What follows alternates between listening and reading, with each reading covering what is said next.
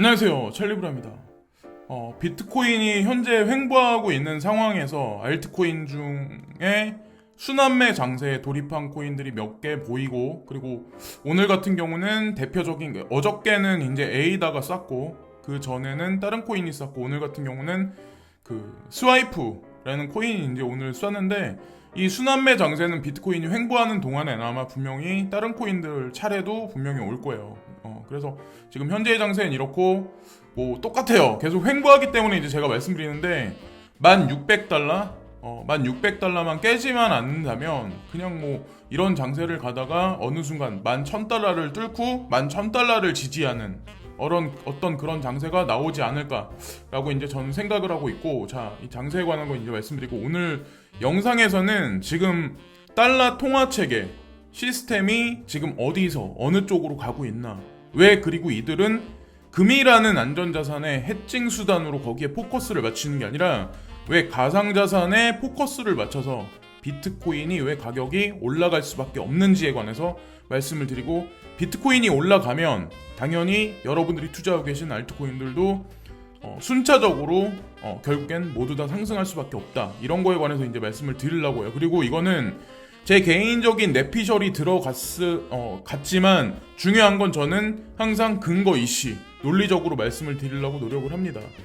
자, 여기 보시면은 에드워드 모라라는 분이 조사를 해서 이제 말씀을 하시는데, 그레이스케일 인베스트먼트가 요 근래 9월 23일부터 지금까지 이제 매집한 게 비트코인이 17,100개예요. 요 근래 들어서 이제 더 매집을 한 거예요, 사실은.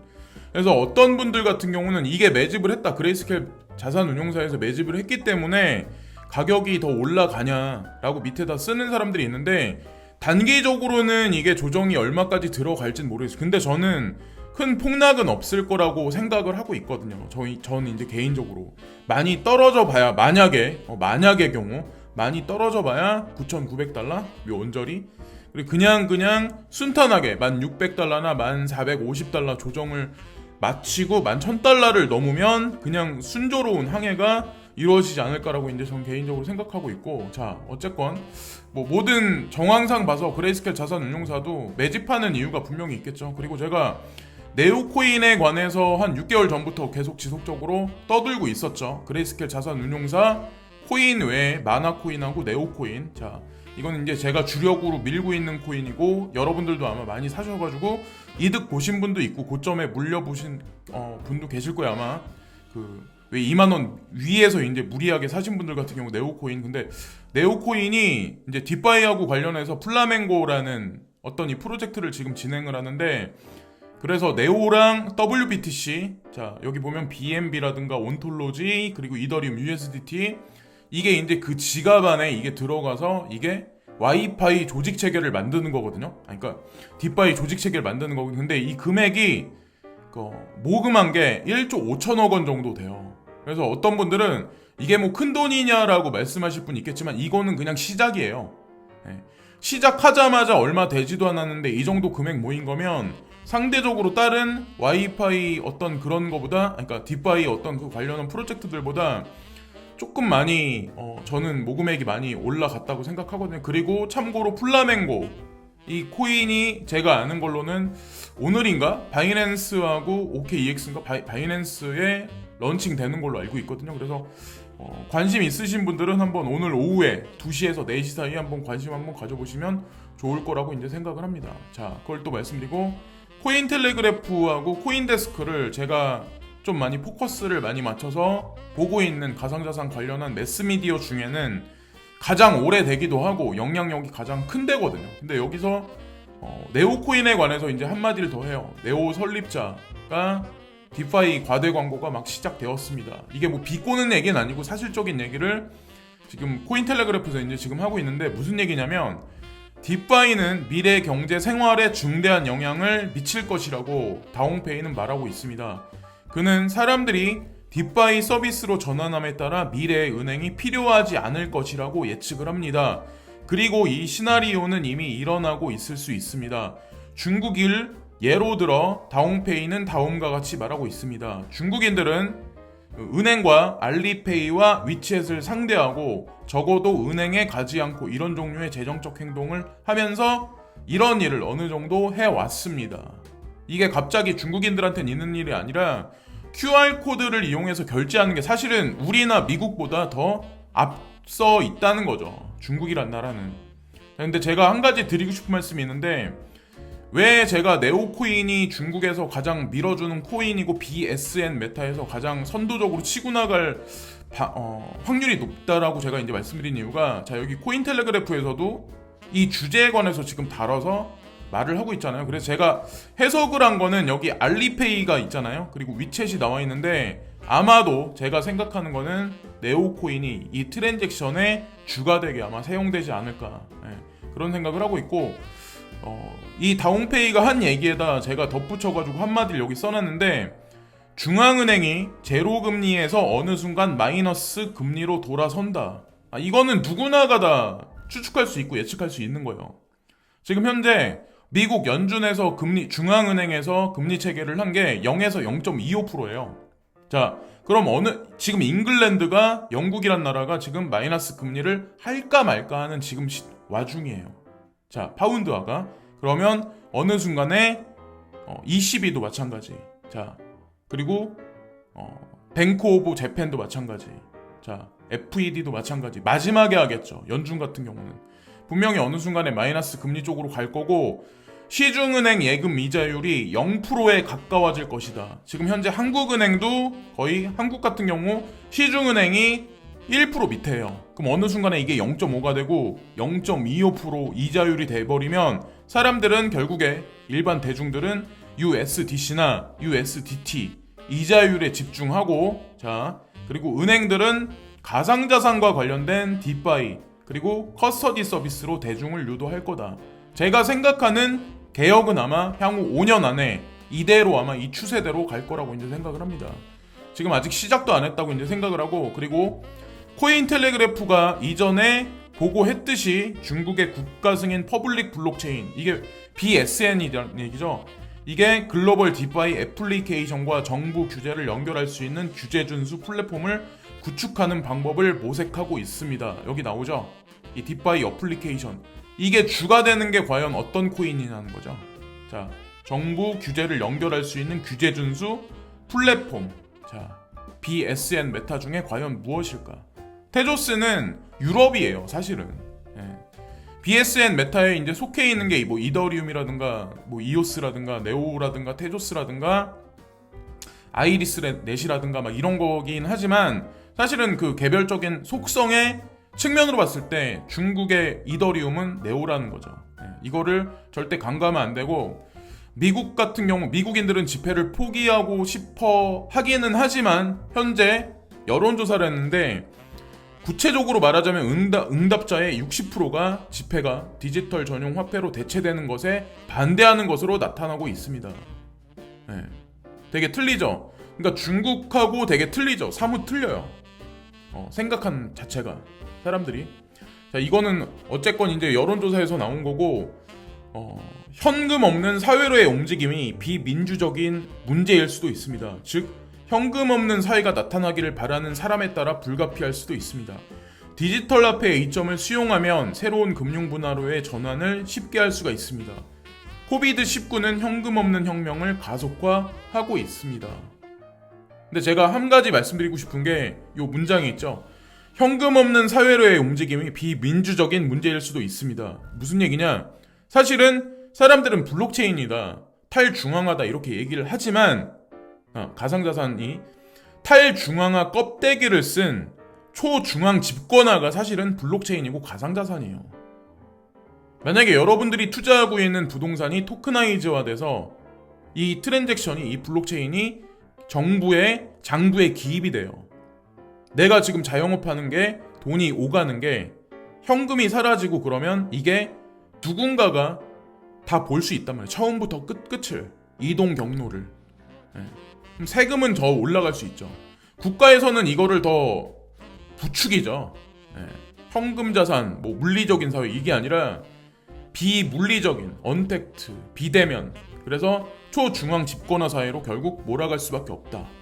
모든 현재 있는 모든 전 세계에 있는 에너지 파동은 결국에 가상자산으로 초집중화돼서 몰려올 수밖에 없다는 거죠. 네. 다양한 국가의 사람들은 바이러스 전파의 잠재적인 통로로 보는 물리적 돈을 경계를 하고 있습니다. 네. 지금 코비드19로 인해서 그리고 63%의 소비자가 전염병 이전보다 현금 사용 빈도가 낮다고 답했습니다. 자, 집에 앉아가지고 다 뭐 미국 같은 경우는 뭐 아마존을 많이 사용하겠죠. 뭐 다른 거나 우리는 뭐 쿠팡이나 이런 거 뭐 마켓컬리 이런 걸 많이 사용하겠지만, 자, 그리고 실제 돈이 아닌 외과 웹사이트를 통한 상품 및 서비스 지불이 증가하고 있습니다. 자, 그리고 이번 주 주목해야 할 5가지 암호화폐, 비트코인, 그리고 폴카닷, 그리고 CRO, 크립토닷컴 코인이죠. 그리고 뉴 이코노미 무브먼트, 그리고 테조스. 그래서 여기 이게 코인텔레그래프에 이게 나와서 뭐 금방 급등할 거야 이런 걸 얘기하는 게 아니라 예의 주시해서 한번 봐라 이런 얘기를 하는 거죠.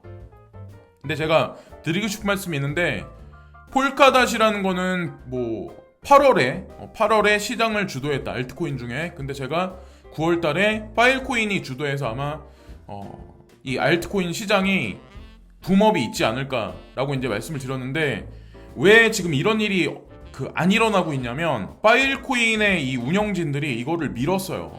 10월 달로 밀었어요. 그래서 10월 달에 이게 확실히 나올 수 있는지 오피셜하게 나온 건 아무것도 없어요.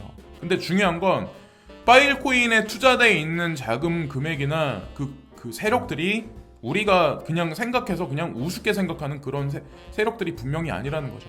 그래서 이게 미뤄지긴 했지만 이 친구가 분명히 움직일 때는 뭐 여러분들이 투자하고 계신 그런 알트코인들 몇 개가 저장성 관련해서도 분명히 미뤄지긴 했지만 아마 분명히 움직일 거라고 생각해요. 예. 뭐 XEM도 하반기 보시고, 특히나 이제 테조스 같은 경우는 내년을 보시고 그냥 매집하시면 돼요. 이게 2,500원이 갔든 2,000원이 갔던 3,000원 밑에면 이게 의미가 없어요.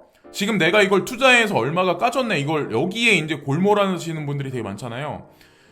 3,000원 밑에 사가지고 예를 들어서 내가 이걸 3만 원에 판다고 생각을 하세요. 차라리. 예. 가상자산은 그렇게 생각하는 거예요. 저도 그래서 제가 뭐 이더리움이든 비트코인이든, 뭐 비트코인 같은 경우는 뭐 50만 원대, 뭐 60만 원대 이때 이제 매집을 했었던 거고, 결국엔 결론이 다 났잖아요.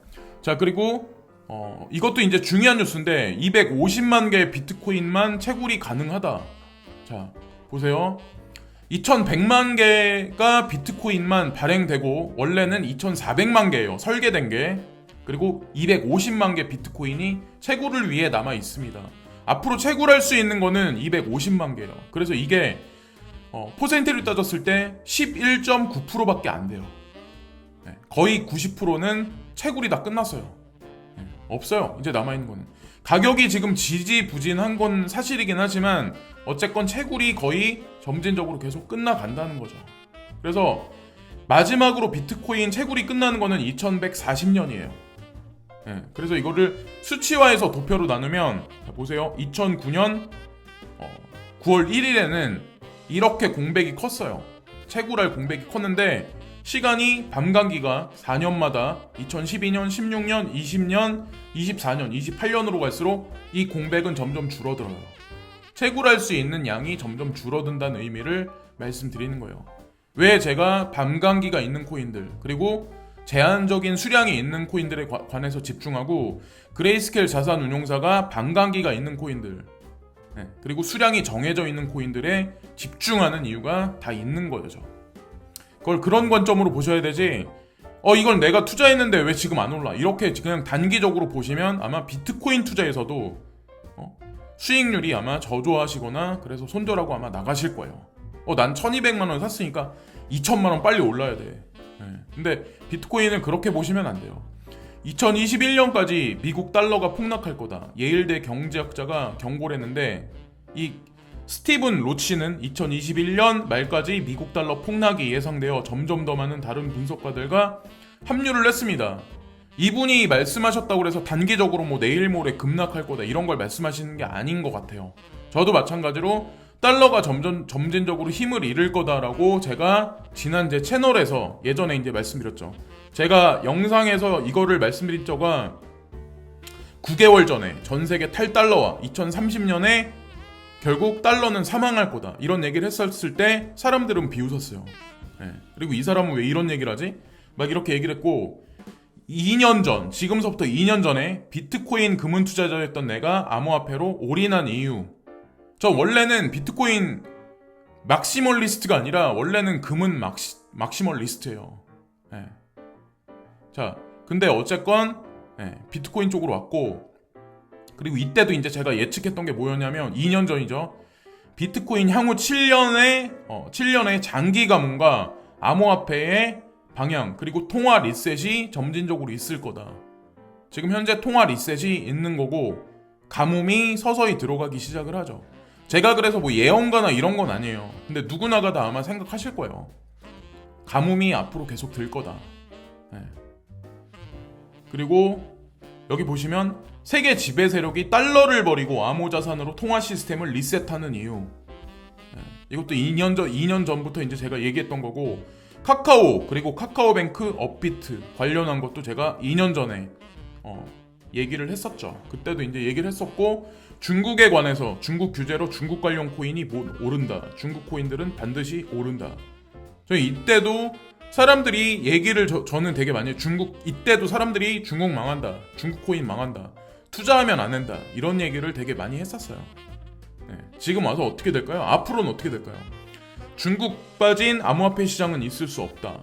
이게 사실이에요. 미국과 중국의 갈등 속에 전 세계판을 새로 짜는 세력의 의도는 그래서 미국과 중국의 갈등 속에 전 세계판을 새로 짜는 세력의 의도는 자, 이 제목에도 사실 핵심 맥락이 2년 전에 있었어요.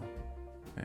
저의 관점은 뭐 변함이 없어요. 어떤 분들이 뭐라고 말씀하시든 저는 그분들보다 다른 나라 가서 많이 일을 했고 30대 때 주로 많이 그 직업 그러니까 잡마켓에서는 주된 활동을 되게 많이 하잖아요. 이 나라 저 나라 다니면서. 근데 저 같은 경우는 그렇게 지냈어요.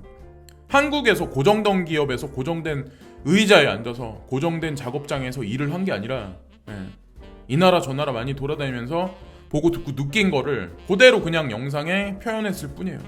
자, 예일대학교의 스티븐 로치는 2021년에 미국 달러의 소멸을 예측했다. 로치는 달러를 하락시키는 두 가지 주요 요인으로 경상수지 적자 증가와 순국가 저축률 하락을 지적합니다. 달러화는 지난 6개월 동안 대부분의 주요 통화 대비 하락을 했습니다. 다른 분석가들도 가치의 급격한 손실을 예측을 하고 있습니다. 근데 여기서 보시면 로치의 예측은 날이 갈수록 신뢰도가 높아지고 있습니다. 통화 바스켓 대비 달러 가치를 추적하는 미국 달러 지수는 3월 16일 날 올해 102.82달러에서 오늘 94.60으로 인덱스가 하락을 했습니다. 아마 아실 거예요. 요 근래 인덱스가 되게 많이 하락을 한 게. 근데 제가 생각하는 건 뭐냐면 선거가 11월 3일 날이에요. 지금서부터 며칠 남지 않았어요. 그래서 저는 선거 전이든 선거 후든 돈은 결국에 풀린다 라고 생각하는 게 저의 관점이에요. 지금 현재 주식시장을 떠받치는 거는 돈의 힘이에요. 양적 완화의 힘이고 이게 진짜 실제로 펀더멘탈이 그만큼 받쳐진 게 아니라 사실은 돈의 힘으로 질질 끌고 가고 있는 거예요. 풍선에 바람이 빠지지 않게 누군가가 의도적으로 지금 펌프질을 계속 하고 있는 거예요. 근데 그 엔진이 과열돼서 어느 순간 멈춰버린다는 거죠. 그 전에 그들은 무언가 준비를 하겠죠. 그게 가상자산 시장이고 거기에 세금을 부과하려고 지금 증권거래위원회나 상품선물거래위원회 뭐 이들도 금융통화위원회도 준비를 하고 있는 거고 OCC도 마찬가지로. 자, 그리고 GBP 유로와 그리고 일본 엔화 그리고 위엔화 그리고 뉴질랜드 달러 호주 달러 대비해서 미국 달러의 통화 가치가 여기 보시면은 위엔화 3.39%, 5.29%, 8.23%, 10%, 14.39%, 20.19% 달러 대비해서 이 통화들이 다 상승이 있었어요. 앞으로도 저는 지속적으로 10년간 앞으로 이런 일이 있을 거라고 이제 생각을 하거든요. 자, 그래서 이제 제가 왜 그런 말씀을 자꾸 드리냐면 코비드 19로 인해서 석유 및 가스 부문에 돌이킬 수 없는 피해를 입었습니다. 10%라도 엑슨모빌 배당 수익률은 투자자를 끌어들이기에 충분하지가 않습니다. 엑슨모빌이라고 하면 미국 주식시장에서도 전통산업에서는 알아주는 기업이에요. 미국은 셰일가스 산업도 만만치 않아요. 그 영역이 차지하는 비중이. 근데 왜 이런 게 중요하냐면 석유산업의 전망은 무시무시하다.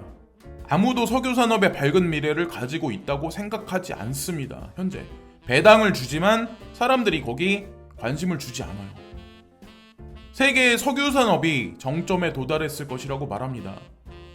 BP에 따르면 블랙골드에 대한 수요는 이번 10년 동안 최소 10% 감소할 수가 있습니다. 그래서 2040년까지 석유 수요는 최대 50%까지 감소할 수가 있습니다. 왜? 근데 보세요. 이란 그리고 베네수엘라 석유 산유국이에요. 국가주도 채굴 산업을 하기 위해서 준비를 하고 있어요. 여러분 이미 지난 뉴스에서 보셨을 거예요. 산유국들이 현재는 선도를 하지만 다른 국가들도 흐름을 따를 것이라고 저는 이제 생각을 합니다. 그레이스켈 자산운용사도 마찬가지로 채굴 산업에 관해서 지금 집중하기 위해서 북미에다가 그 서비스 스테이킹에 관해서 지금 막대한 자금을 지금 쏟아붓고 있죠. 발전 설비 관련해서도. 근데 이들이 왜 이렇게 할까요? 결국엔 왜 그러냐? 이게 지금 우리 현물 경제에서 차지하는 비중이 석유 산업이 그렇게 과히 작지가 않아요. 근데 이게 급작스럽게 이렇게 폭락을 한다. 예를 들어서 앞으로 20년 안에 50%나 석유 산업이 감소를 한대요. 정부에선 세금을 어디서 뜯어내야 돼. 그리고 이 에너지 산업이 만약에 폭망을 급작스럽게 하면 거기서 일하던 근로자들은 다 어디로 가요? 그럼 정부도 마찬가지로 무너질 수밖에 없어요. 네, 결국엔 이 흐름으로 거시적으로 갈 거라 생각하고, 제가 그런 말씀을 드린 이유가 처음에 이제 화폐가 생겨났을 때, 자, 금으로 원래 금화나 은화가 통용이 되다가 그게 어느 순간에 금화를 어느 전당포에 맡기고 금괴를 전당포에 맡기고 문서화됐던 게 그게 지폐가 됐고, 그죠? 이 지폐가 금을 기반으로 해서 전 세계 사람들한테 유통이 돼요. 그죠? 그게 어느 순간에 이 금이라는 중심에서 페트롤 달러, 자, 페트롤, 오일을 기반한 머니가 찍혀져서 전 세계 유통이 되기 시작을 해요. 근데 이것도 거의 정점에 왔다는 거죠. 이 트렌드도. 이 가치 이동을 가만히 보세요. 금 쪽에 금을 수반한 지폐의 프린팅, 오일을 기반으로 한 지폐의 프린팅. 이때는 이제 산업혁명 시대, 현대 산업 기반이 만들어질 때, 그때. 자, 지금은 앞으로는 어떤데요? 결국에 이 기존 법정화폐는 가상자산 쪽으로 에너지가 점점 와전된다. 네, 이전된다. 근데 왜? 보세요. 금이 아니냐? 지금 왜 이쪽이냐? 제가 왜 그런 말씀을 드리냐면, 항상 이제 지겹도록 제가 말씀드리는데, 저는 시세가 되게 지리하고 안 가고 명확성이 없을 때는 항상 이거를 짜서 껴맞춰서 전 생각을 해요. 어쩌면 이게 여러분들한테 지겨울 수도 있어요. 제가 이런 걸 말씀드리는 게. 자, 디지털 커런시 그룹의 이사인 분이 글렌 허친슨이란 분이에요. 전 나스닥 회장이며, 근데 이분이 뉴욕 연방준비은행의 이사, 허친슨 연구소 대표이고, 전 연준 의장들 중에 두 분이 자넷 옐런하고 벤 버냉키, 그리고 바로 지지난번 두 분이죠. 이분이 허친슨 연구소에서 같이 통화체계에 관해서 같이 협의를 하시는 분들이에요. 그리고 허친슨 연구소의 의견이 FED에 전달이 되는 걸로 전 알고 있어요. 왜 이분이, 근데 왜 글렌 허친슨이 왜 DCG 그룹에 들어가 있냐 궁금하지 않으세요? 가상자산에 전략적으로 투자하는 그런 그룹인데, 이걸로 모든 얘기는 사실 다 끝난 거예요. 그래서 의구심을 품으시는 분들, 힘드신 분들이 아마 되게 많으신 걸로 알고 있어요. 오늘도 이 영상을 올리면 지겹다, 똑같은 얘기 왜 반복하냐, 라고 말씀하실 분이 있겠지만 저는 그래요. 저는 이렇게 횡보를 한다거나 뭐 심적으로 지쳐 있거나 명확성이 없을 때는 항상 이런 체계를 많이 봐요. 가치 체계가 금에서 오일로 갔다가 오일에서 어디 쪽으로 가냐.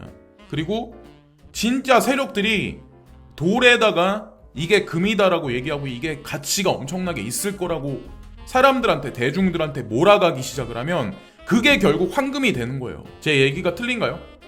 결국 칼자루 진 놈이 몰아가는 게 결국엔 돈이 되는 거예요. 대중은 숫자를 쫓아가지만 이게 정답이라고 생각하거든요. 저 같은 경우는. 지금까지 찰리 브라운이었고 오늘도 즐거운 하루들 되시고 한 주 즐거운 한 주들 되세요. 오늘도 시청해주신 모든 분들께 진심으로 감사를 드리고요. 구독과 좋아요 끝으로 부탁드리겠습니다. 오늘도 감사합니다.